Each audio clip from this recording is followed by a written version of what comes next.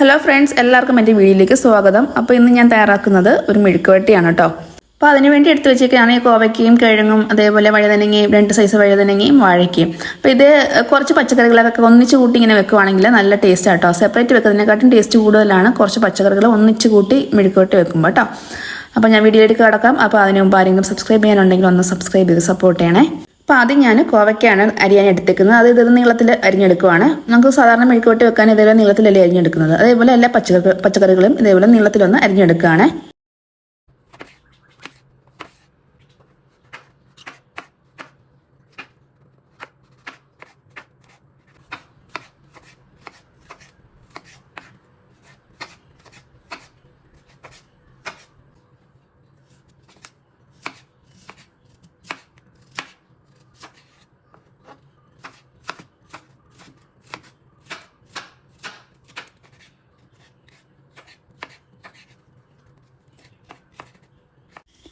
അപ്പോൾ എടുത്ത് വെച്ച പച്ചക്കറികളെല്ലാം ഞാൻ അരിഞ്ഞെടുത്തിട്ടുണ്ട്. ഇനി ഇതിലേക്ക് ഞാൻ ചേർത്ത് കൊടുക്കുന്നത് സവാളയും അതേപോലെ പച്ചമുളകുമാണ്. സവാള ഒരു മീഡിയം സൈസ് സവാളയും അതേപോലെ 4 പച്ചമുളകും എടുത്തിട്ടുണ്ട്. ഇത് വലിയ എരിവില്ലാത്ത പച്ചമുളക് ആയതുകൊണ്ടാണ് 4 എടുത്തേക്കുന്നത്. ഇനി ഇത് കുക്ക് ചെയ്യാൻ വേണ്ടി പാത്രം ചൂടാക്കാൻ വെക്കാം. പാത്രം ചൂടായി വരുമ്പോഴത്തേക്ക് ഇതിലേക്ക് വെളിച്ചെണ്ണ ഒഴിച്ച് കൊടുക്കാം.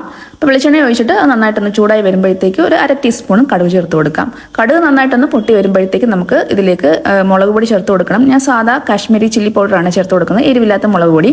അതൊരു 2 ടീസ്പൂണാണ് ചേർത്ത് കൊടുത്തേക്കുന്നത്. അപ്പോൾ ഈ മുളക് പൊടി നന്നായിട്ടൊന്ന് ചൂടായി വരുമ്പോഴത്തേക്കും നമുക്ക് അരിഞ്ഞു വെച്ചിരിക്കുന്ന സവാളയും പച്ചമുളകും കൂടി ചേർത്ത് കൊടുക്കാം. ആദ്യം ഇത് ചേർത്ത് നന്നായിട്ടൊന്ന് വഴറ്റിയതിന് ശേഷം മാത്രം ബാക്കിയുള്ള പച്ചക്കറികളൊക്കെ കൂടി ചേർത്ത് കൊടുക്കാം.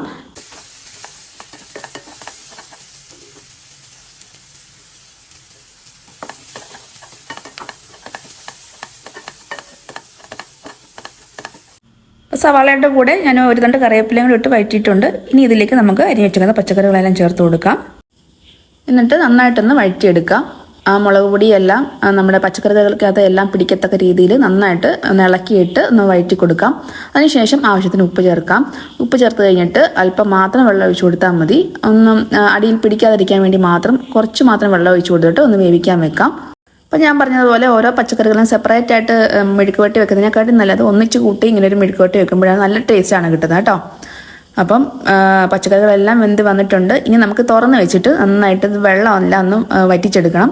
എന്നിട്ട് നന്നായിട്ടൊന്ന് വഴറ്റി കൊടുക്കണം. കാരണം നല്ല മൊരിഞ്ഞ് നല്ല കുഴഞ്ഞ പരുവത്തിൽ കിട്ടണം. ആ കുഴഞ്ഞ പരുവത്തിൽ കിട്ടുമ്പോഴാണ് നല്ല ടേസ്റ്റ് കേട്ടോ. അപ്പം മെഴുക്കുവരട്ടി നല്ല കുഴഞ്ഞ് നല്ല പരുവത്തിൽ റെഡിയായി കിട്ടിയിട്ടുണ്ട്. ഒരു 15 മിനിറ്റ് മതി കേട്ടോ, ഒരുപാട് സമയമൊന്നും എടുക്കത്തില്ല. നമ്മൾ പെട്ടെന്ന് വന്ന പച്ചക്കറികളല്ലേ. അപ്പോൾ വീഡിയോ ഇഷ്ടപ്പെട്ടാൽ എല്ലാവരും ഒന്ന് ലൈക്കും അതേപോലെ ഒന്ന് സബ്സ്ക്രൈബ് ചെയ്യാനും മറന്നു പോകരുത് കേട്ടോ. സബ്സ്ക്രൈബ് ചെയ്യുമ്പോൾ ബെല്ലൈക്കൺ ഒന്ന് പ്രസ് ചെയ്യാനും അതേപോലെ ഓൾ എന്ന ഓപ്ഷൻ എനേബിൾ ചെയ്യാനും മറന്നു പോകരുത്. അപ്പോൾ ഇന്ന് എനിക്ക് ചോറിൻ്റെ കൂടെ കൂട്ടാൻ ഈ മെഴുക്കുവരട്ടി കേട്ടോ. നല്ല ടേസ്റ്റാണ് നല്ല ചൂട് ചോറിൻ്റെ കൂടെ ഒപ്പം കൂട്ടാൻ വേണ്ടി. പിന്നെ എൻ്റെ കൂടെ കൂട്ടുന്നത് ചിക്കൻ റോസ്റ്റാണ് കേട്ടോ. ചിക്കൻ റോസ്റ്റ് ഉണ്ട്.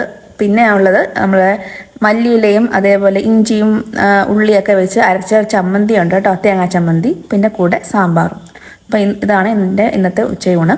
അപ്പോൾ ഇന്നത്തെ വീഡിയോ ഇത്രയേ ഉള്ളൂ. ഇനി അടുത്തൊരു വീഡിയോയുമായി കാണാം. Okay, thank